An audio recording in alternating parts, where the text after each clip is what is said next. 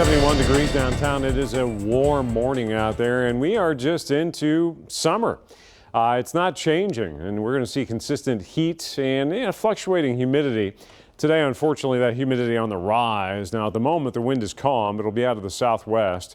And visibility, a little bit of a problem back towards Bowling Green, but even the fog is backed off.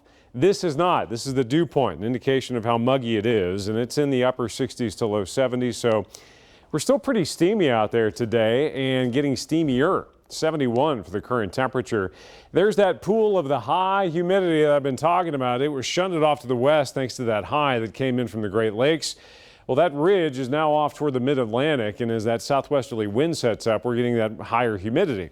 Tomorrow, there's a cool front edging in. You can see the slightly drier air coming in behind it. It's not going to be a huge difference, but it'll be enough that it's noticeable. And here's the forecast for the heat index later on today. I've got you from 1 o'clock into the late afternoon. This is the heat and humidity. This shows you what it's going to feel like, and that heat index will be approaching and exceeding triple digits over western Kentucky. So there is a heat advisory in effect. Now, you go down to the south, they've got excessive heat warnings out for parts of Oklahoma, but there's the heat advisory. It's for far western Kentucky and then far eastern Kentucky.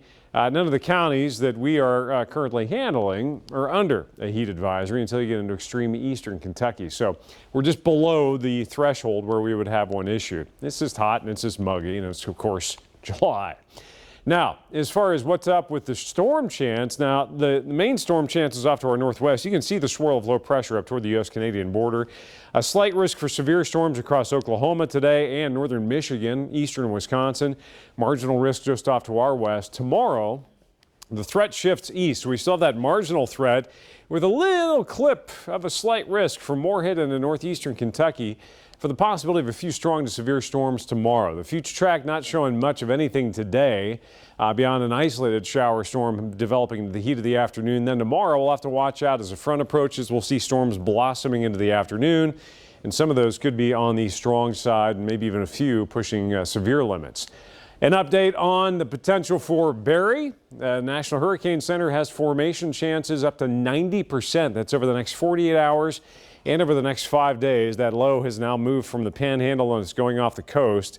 And they're going to send a hurricane hunter out to check that out, investigate it later on today. So here's your 8-day forecast. Temperatures spiking in the low 90s again today. We'll be in the upper 80s tomorrow. Down to the mid 80s behind that front Friday after the storm chance Thursday. And then highs rising again, upper 80s to eventually low 90s. The heat's back on for the upcoming weekend.